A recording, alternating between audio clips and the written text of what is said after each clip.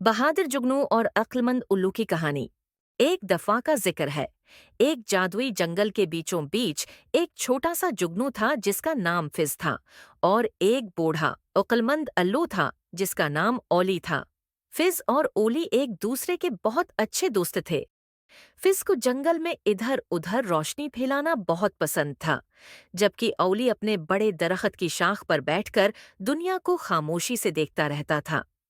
एक शाम, जब आसमान पर सितारे चमक रहे थे, फिज और ओली एक साथ बैठे चांद को देख रहे थे।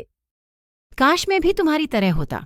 ओली, तुम हमेशा इतने पुरस्कून रहते हो और तुम्हें हमेशा मालूम होता है कि क्या करना है। लेकिन मैं तो एक छोटा सा जुगनू हूँ और मैं सिर्फ चंद लम्हों के लिए रोशनी कर सकता हूँ। इस बड़े अंधेरे जंगल में मेरी क्या हैसियत है? फिज ने उदासी से कहा। ओली ने अपनी बड़ी अक्लमंद आंखों से फिज की तरफ देखा और मुस्कुराते हुए कहा। हर मखलूक की अपनी खास अहमियत होती है। फिज, तुम अपनी रोशनी की ताकत को कभी कम न समझो। लेकिन अगर मेरी रोशनी काफी ना हुई तो? फिज ने फिक्रमंद होकर पूछा। तुम्हें एक दिन मालूम होगा कि तुम कितने अहम हो। कुछ दिन बाद जंगल में एक अजीब वाकया हुआ। आसमान पर सियाह बादल छा गए और चांद की रोशनी खत्म हो गई। पूरा जंगल अंधेरे में डूब गया और सब जानवर खौफजदा हो गए। वो अंधेरे में रास्ता न देख पाते और एक दूसरे को पुकारने लगे। फिज अपने दोस्त ओली के दरख्त के करीब उड़ रहा था। क्या हो रहा है ओली? जंगल में इतना अंधेरा क्यों हो गया है? फिज ने डरते हुए पूछा। तूफान आ रहा है। बादलों ने चांद को छुपा लिया है। जानवर रास्ता नहीं देख पा रहे। हम क्या करें? मैं तो बहुत छोटा हूँ, मैं कैसे मदद कर सकता हूँ? तुम्हें ये अकेले नहीं करना होगा। तुम्हारी छोटी सी रोशनी भी दूसरों को रास्ता दिखा सकती है। इतने में एक घबराया हुआ गुलारी दौड़ता हुआ आया और लड़खड़ाता हुआ ओली के दरख्त के पास रुक गया। मदद करो, मैं अपने घर का रास्ता भूल गया हूँ। यहाँ बहुत अंधेरा है, गुलारी ने चीखते हुए कहा। फिज ने ओली की तरफ देखा, जो खामोशी से मुस्कुरा रहा था। फिज ने हिम्मत की और गुलारी के पास जाकर अपनी रोशनी को थोड़ा सा बढ़ाया।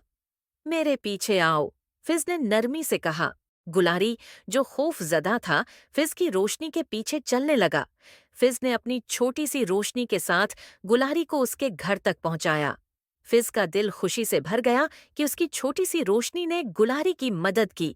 मगर ये सिर्फ आगाज था।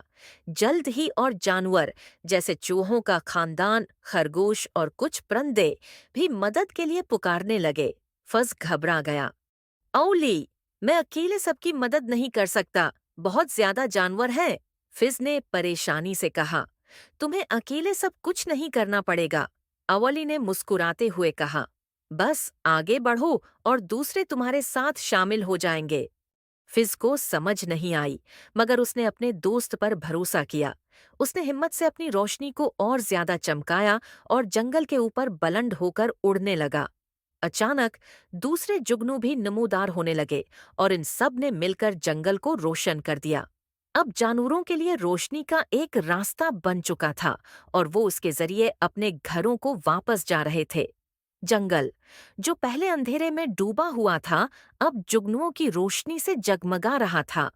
फिज ने देखा कि उसकी रोशनी ने दूसरों को भी मुतहर्रिक कर दिया है। अब वो जान चुका था कि कोई भी रोशनी छोटी नहीं होती और हर मखलूक की अपनी अहमियत होती है। इस रात जब तूफान खत्म हो गया और बादल हट गए, चांद दोबारा चमकने लगा और जंगल दोबारा अपनी पुरानी हालत में वापस आ गया। लेकिन जंगल के जानवर इस रात को कभी नहीं भूले, जब फिज और उसके जुगनू दोस्तों ने उन्हें अंधेरे में रास्ता दिखाया था।